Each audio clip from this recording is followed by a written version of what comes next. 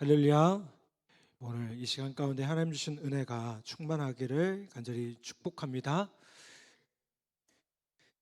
진지한 신앙인의 가장 큰 고민은 믿는 대로 살지 못한다는 겁니다.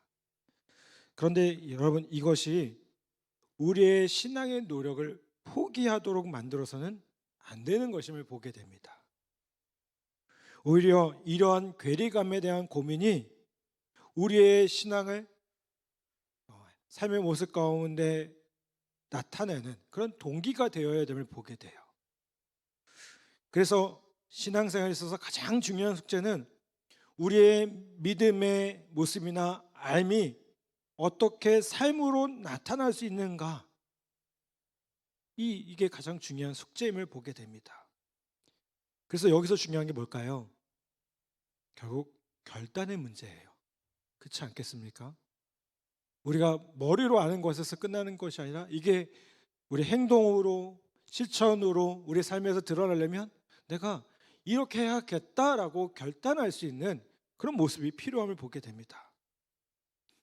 오늘 말씀을 보면 자신의 인생 여정에서 아주 중요한 결단을 통해서 마침내 믿음과 삶을 실천으로 옮긴 한 사람을 보게 됩니다.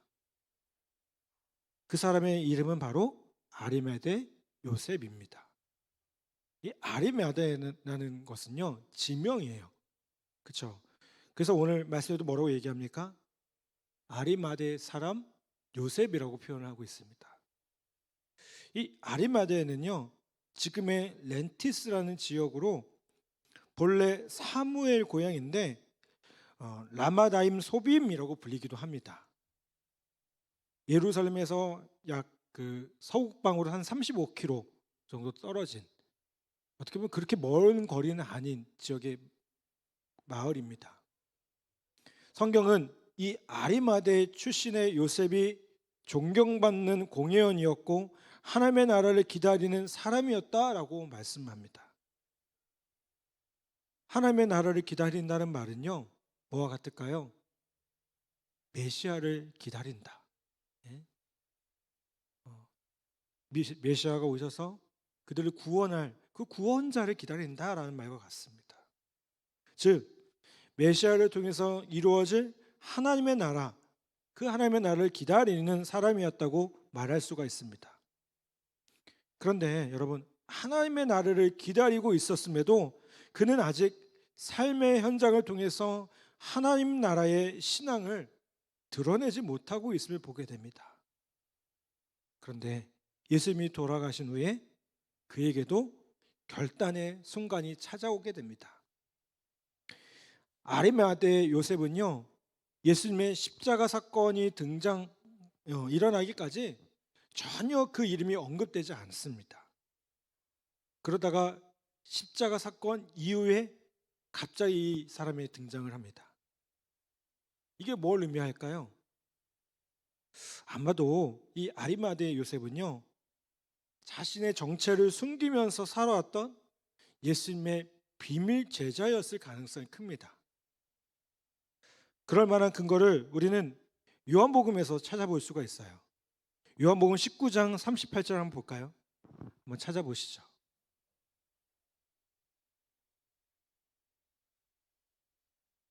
요한복음 19장 38절이요. 네, 앞에서 띄워주셨네요. 자, 제가 봉독해 보겠습니다. 아리마대 사람 요셉은 예수의 제자이나 유대인들이 두려워 그것을 숨기더니 이 일 후에 빌라도에게 예수의 시체를 가져가기를 구하매 빌라도가 허락하는지라 이에 가서 예수의 시체를 가져가니라 라고 말씀합니다. 자, 여기 보면 예수의 제자이나 뭐라고 나와요? 유대인이 두려워서 그것을 숨겼다. 우리는 이 아리마대 요셉이요, 자신의 정체를 숨긴 일종의 아까 말씀드린 이 비밀 제자였음을 추측해 볼 수 있음을 보게 돼요. 성경은 그가 유대인을 두려워했기 때문이라고 말을 합니다. 아니, 자신이 그리스도임을 밝혀졌을 때 그가 받을 이 불이익이 두려웠던 겁니다. 그런데 이제 더는 자신의 정체를 숨길 수 없다는 판단이 선 순간 어떻게 했습니까? 용기를 냅니다. 43절에 보니까 뭐라고 얘기합니까? 아리메대 사람 요셉이 와서 당돌이 빌라도에게 들어가 예수의 시체를 달라 하니라고 얘기합니다. 자, 여러분 이 말씀에 딱 눈에 떠오르는 단어가 뭘까요? 다 우리 설교할 필요 없네요. 예? 당돌이가 딱 들어와요. 예, 당돌이. 뭘까요? 이제 마음 먹었다는 거예요. 담대하게 마음 먹고요. 그리스도인으로서 자신의 정체를 드러내기로 결단했다는 겁니다. 여러분 생각해 보세요. 예수님이 십자가에 못 박힌 이유가 뭡니까? 이 십자가에 못 박혔다는 것 자체가 뭐예요? 그냥 아무 죄인에게 못 박는 게 아닙니다. 그렇죠? 당시 반역자나 아주 흉악한 죄를 범해야만 십자가에 못 박아야 했어요. 그런데 누군가 가서 그 시체를 달라고 하는 게 쉬운 일이었습니까? 아니죠. 그렇죠? 각오를 해야 돼요. 용기를 내야 되는 일입니다. 그런데 43절 보니까 당돌이라고 표현해요. 성경을 쓰고 있는 이 저자도요, 이 마가도요, 당돌했다는 거예요. 이 아리메대 사람 요셉이. 여러분, 예수님의 시체를 달라고 공개적으로 요청한 것은요, 그가 그리스도임을 공개적으로 드러내는 순간이었습니다. 일종의 뭘까요? 공개적인 신앙 고백인 거예요. 여러분, 우리가 신앙생활을 하고 인생을 살아갈 때 때로는 공개적인 선언을 할 필요가 있어요. 금연하시는 분들 보면요, 금연을 할 때 혼자 이렇게 결심하는 것보다 많은 사람들 모아놓고 내가 금연 이제 딱 하겠습니다. 이렇게 공개하는 게 성공 확률이 훨씬 높다고 합니다. 왜요? 네, 보잖아요. 사람들이 보잖아요. 그러니까 내가 숨어서 필지 모르겠지만 더 조심할 수밖에 없다는 거예요. 다이어트 할 때도 마찬가지겠죠. 그렇죠? 오늘부터 살 빼겠습니다. 네, 지금부터 살 빼야죠. 그렇죠? 네, 그래야 성공 확률이 높아요. 근데 여러분, 신앙도 마찬가지예요. 신앙도 마찬가지. 신앙이 삶이 되고 신앙이 삶 가운데 실천이 되려면요, 어떻게 될까요? 내가 신앙인 됨이 공개적인 결단과 선언이 필요합니다. 그래서 우리 예전에 보면 교회 다니는 사람들 뭐라고 했어요? 예수쟁이. 저기 예수쟁이 지나가. 여러분, 우리가 예수쟁이란 말 들어야 돼요. 부끄러운 말이 아닙니다. 아멘? 그래야 어떻게 살 수 있어요? 함부로 할 수 없어요. 내가 예수쟁이라는 말을 들었는데 내가 함부로 사람들 앞에서 막 뭐라고 할 수 있습니까? 내가 예수쟁이라는 말을 듣는데 그냥 막 함부로 그렇게 할 수 있나요? 못합니다. 그렇죠? 제가 오늘날 성도들하고 예전에 교회에 있을 때 교회 봉고차를 끌고 가는데요, 그 신호등이 있는 거예요. 제가 고민을 되게 많이 했어요. 저기를 멈춰야 될 건가 서야 될 건가. 근데 빨간불이 이제 노란불 그럴 때 있잖아요. 근데 쓱 지나갔어요. 모른 척 해주시면 좋은데 그 중에 성도님 한 분이 뭐라고 할까요? 아니 목사님 왜 그러세요? 그러는 거예요. 여러분 보세요. 다 보고 있어요. 네? 다 보고 있어요. 그렇죠? 우리 여기서 군생활 하시면서 신앙생활 같이 하셨잖아요. 다 보고 있어요. 집사님이라는 거 알고 있어요. 권사님 안수사님, 장로님인 거 다 알고 있어요. 제가 저도 군생활 하다 보니까 회식 자리에 가거든요. 부대에서 주관하는 회식 자리에 딱 가보면 우리 집사님들 계세요. 근데 제 눈치를 살살 보시죠. 예. 왜요? 이걸 마셔야 되나 말아야 되나, 마셔야 되나 말아야 되나. 제가 그 마실 때 뭐라고 하는지 아세요? 집사님, 제 것도 받아주세요.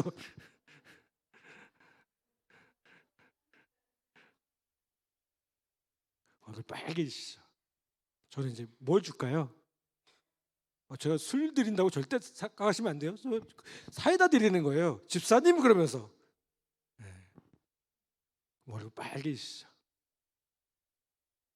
여러분, 공개적인 신앙이 필요해요. 그래야 조심할 수밖에 없잖아요.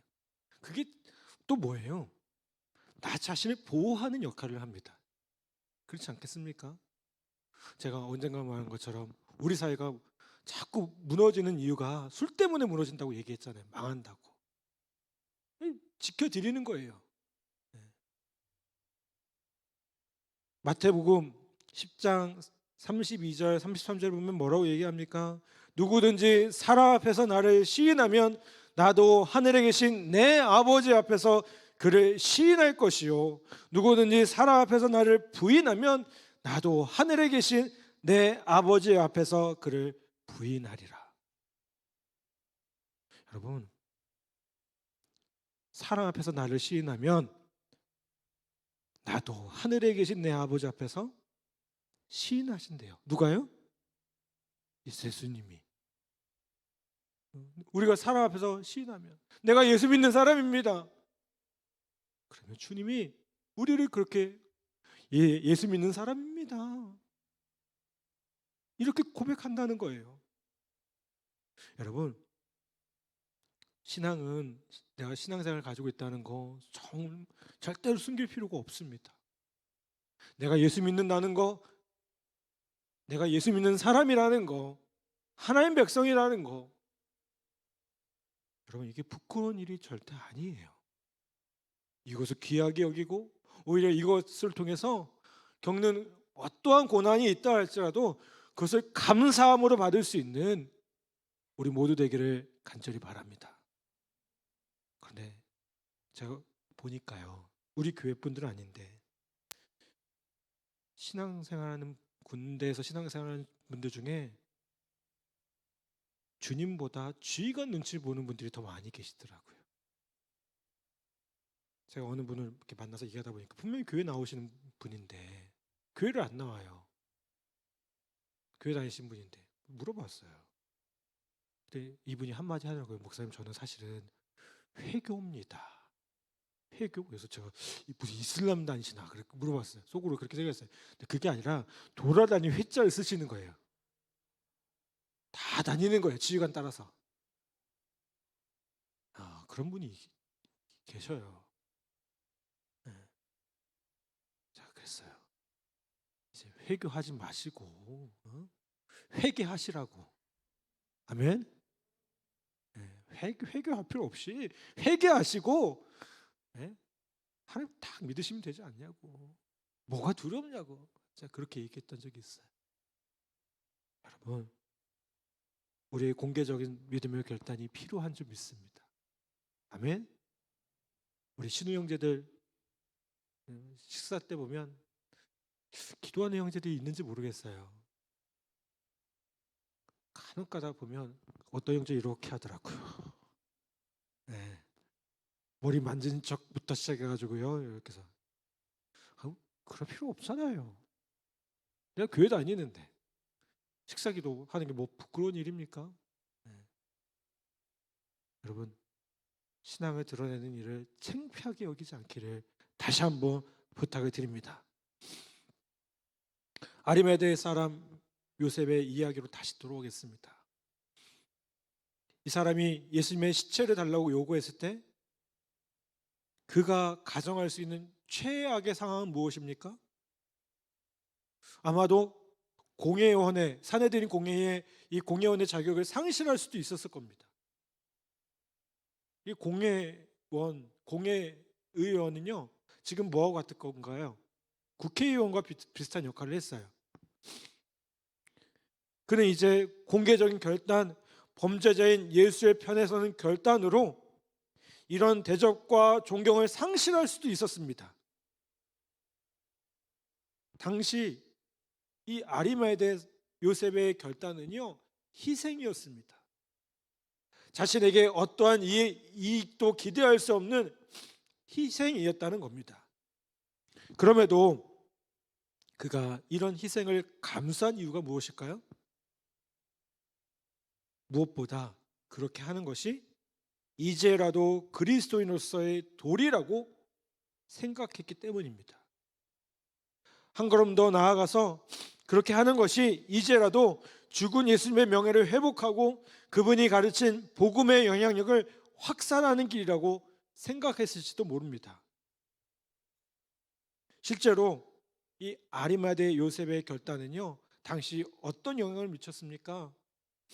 성경을 보면 선행하는 38절에서 기자 요한은요, 아리마대 요셉이 빌라도에게 공개적으로 예수님의 시체를 요구한 일을 보도한 후에 이 사건이 남긴 흥미로운 영향을 기록합니다. 요한복음 19장 39절에 보면요, 이렇게 얘기를 해요. 일찍이 예수께 밤에 찾아왔던 니고데모도 몰약과 치명 섞은 것을 100리트라쯤 가지고 온지라 라고 얘기합니다. 자, 여러분, 요한복음 19장 38절에서 아리마대 요셉이 뭐 했어요? 시체를 달라고 한 거예요. 근데 39절 보니까 누가 나와요?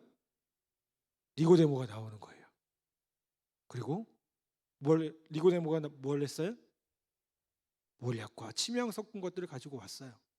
왜 이걸 갖고 왔을까요? 네, 예수님 장사 지내기 위해서. 어. 여러분, 니고데모도 아리마대 요셉과 더불어 뭐였어요? 공회원이었어요. 이 사람도 예수님의 비밀 제자였어요. 그런데 이 아리마대 요셉의 공개적인 신앙 고백을 영향을 받아서 마침내 니고데모도 역시 뭔 거예요? 공개적으로 예수님의 장례식 자리에 등장한 거예요. 밤에 찾아왔던 니고데모라고 표현하잖아요. 밤에 더 이상 찾아오지 않고요, 이제 낮에 찾아와서 낮부터 드러내면서 예수님의 제자가 되었다는 겁니다. 여러분, 한 사람이 공적인 영역에서 자신의 신앙을 드러냄으로써 이런 결과가 나타나는 것임을 보게 돼요. 여러분, 우리 시대에 바로 이런 그리스도인들이 필요합니다. 이 말은 내가 무조건 예수 믿는 사람입니다, 뭐 전도만 하고 그러라는 얘기 절대 아닙니다. 어떤 의미일까요? 여러분, 내가 맡은 자리에서 최선을 다하고요, 내가 그리스도인답게 살아가는 사람이 필요하다는 거예요. 내가 예수 믿는 사람인 것이 변합니까? 내가 그리스도인 된 게 변합니까? 아니요, 그렇죠? 오늘 말씀 나눈 것처럼 우리의 삶의 모습에서 내가 아는 것과 행동하는 것이 같으면요, 다 알아요.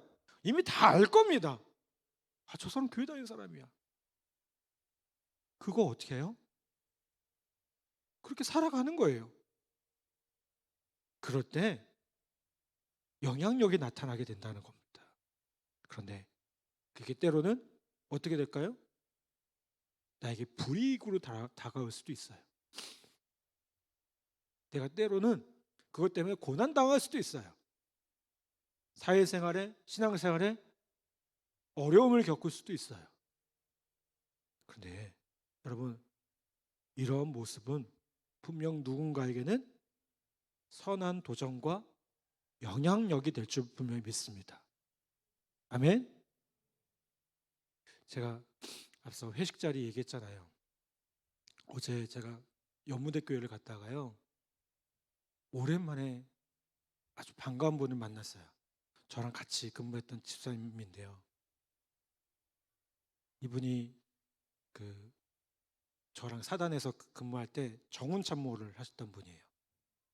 근데 이분이 어떤 분이었냐면 교회를 아주 열심히 신앙생활도 잘 하셔요.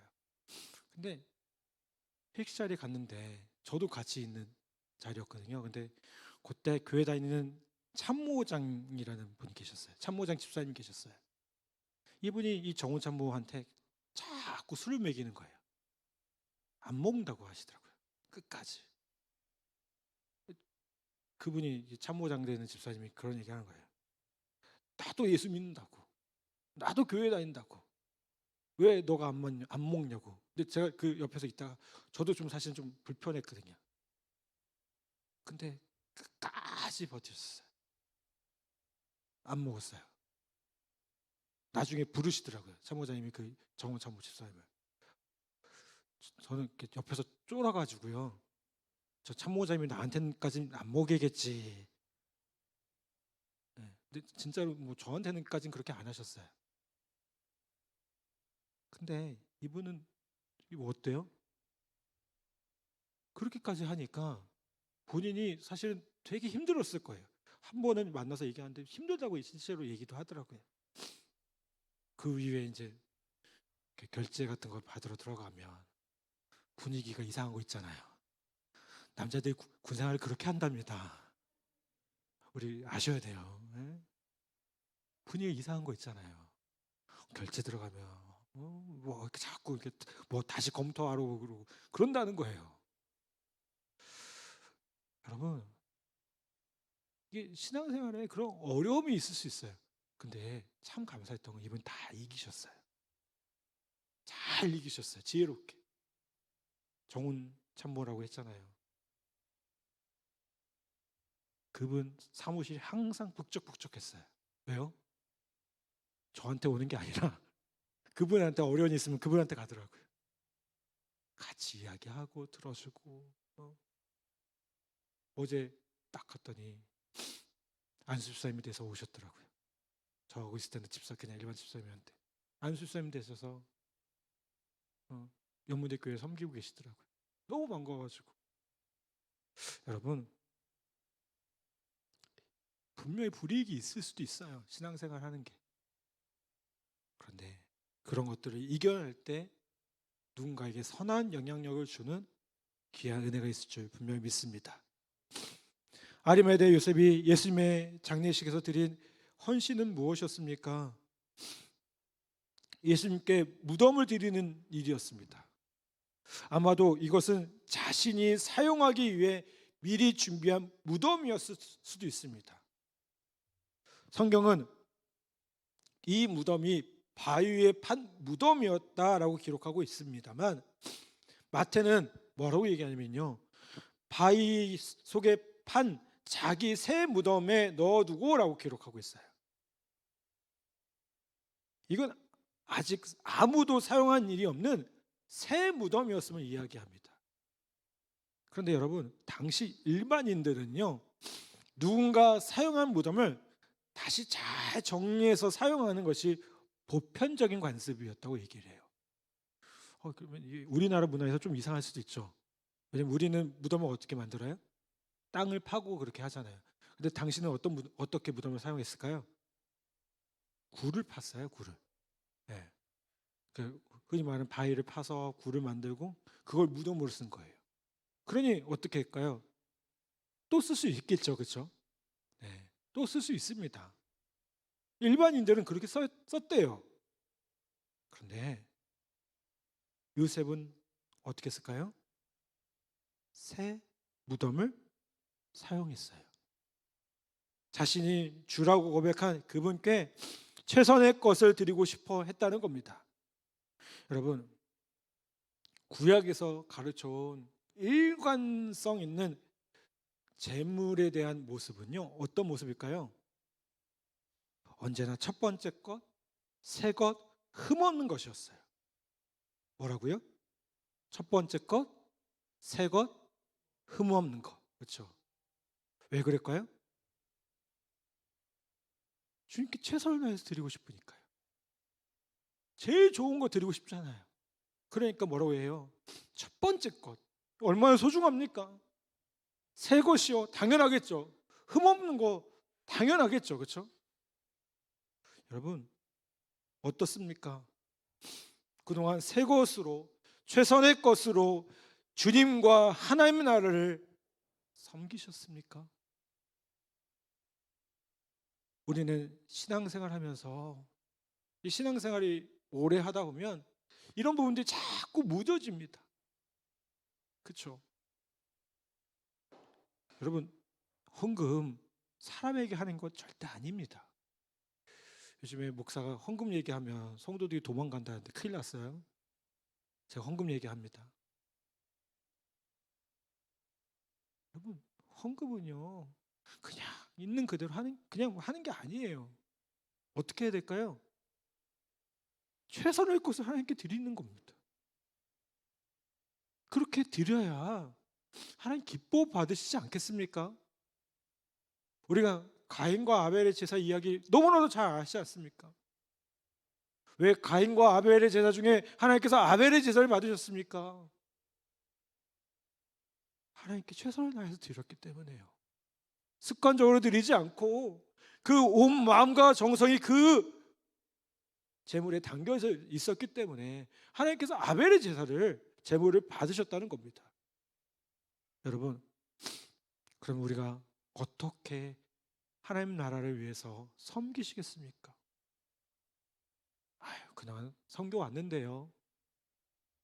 그동안 내가 봉사해 왔는데요. 아니요. 정말 새 마음으로요. 새 마음으로요. 아멘. 우리가 예배를 드릴 때도 똑같은 예배, 주일 예배, 주일 오후 예배, 수요예배, 교회 이렇게 예배가 많아. 아니요. 우리 예배가 다 어떤 예배예요? 하나님께 드려진 첫 번째 예배인 거예요. 누군가에겐 첫 번째 예배일 수가 있어요. 찬양하신 분들이요, 여러분의 찬양이요, 매일 똑같다고 생각하시면 절대 안 됩니다. 처음 드려지는 거예요. 처음 드려지는 거. 여러분, 오늘 우리의 마음이 주님 앞에 그 처음 마음으로 드려지고 있는지, 주님 앞에 최선을 다해서 드려지고 있는지 다시 한번 이 말씀을 통해 점검해 보기를 간절히 바랍니다. 사랑하는 여러분, 저와 여러분의 결단은 무엇입니까? 아리마대 요셉의 결단이 우리 안에도 있습니까? 이 사람은 숨겨진 제자였습니다. 그런데 드디어 드러냈습니다. 예수님의 제자로서 당돌하게 빌라도에게 나아갔습니다. 그리고 때로는 그 나아가는 과정을 통해서 자신이 받을 불이익도 각오해야 했습니다. 우리는 어떻습니까? 여러분, 오늘 다시 한번 주님의 제자로서 다시 한번 결단하는 귀한 은혜가 있기를 간절히 바랍니다. 신앙은 아는 것에서 끝나지 않습니다. 아는 것이 반드시 삶의 모습 가운데 실천되어져야 합니다. 살아가는 겁니다. 그래서 신앙이라는 말 뒤에는 항상 따라붙는 단어가 있어요. 신앙 생활이에요. 신앙이 믿는 것을 끝나는 게 아니라 삶의 모습으로 드러나야 된다는 겁니다. 여러분, 오늘 우리의 삶의 모습 가운데 우리의 믿는 모습들이, 우리의 믿음이 정말 분명하게 고백되어지고 드러나는 귀한 은혜가 있기를 주님의 이름으로 간절히 축복합니다. 아멘. 그런 귀한 은혜가 우리 안에 충만하기를 간절히 축복합니다.